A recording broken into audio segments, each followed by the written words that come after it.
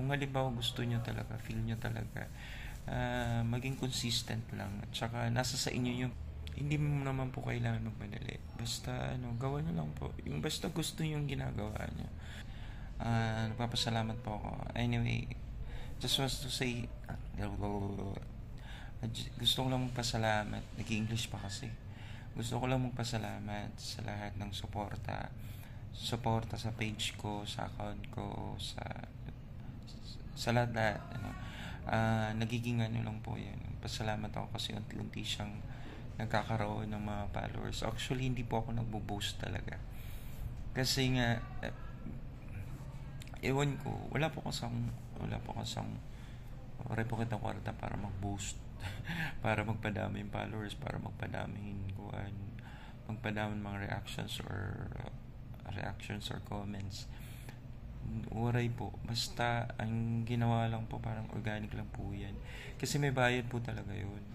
Although mahina siya. Dahil hindi naman kasi ganun kadali magkaroon ng followers, sa totoo lang.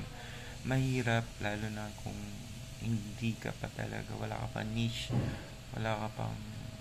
hindi ka pa talaga, kagaya ko, hindi ba ako ganong marunong mag-vlog. Basta pag nasa hulog ako ng naka-on yung camera, pag gusto kong mag-shoot ako. Kung gusto kong mag-on yung camera, pag halimbawa sinumpong ako dun yun. So ganun. So hindi naman po yun araw-araw, unti-unti lang.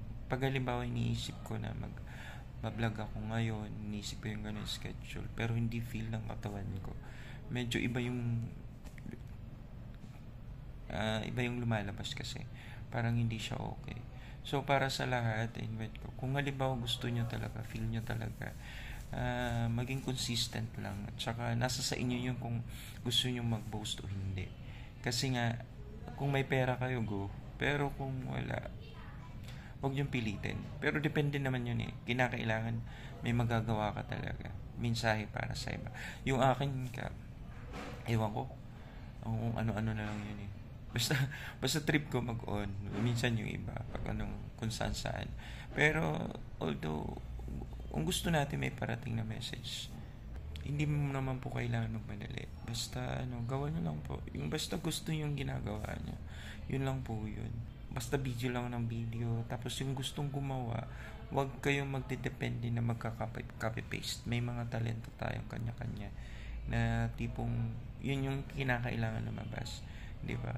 So, and I hope yung mga bagay-bagay na para lang magka-monetize, yung makakasakit, parang yun, parang kawawa naman yung iba.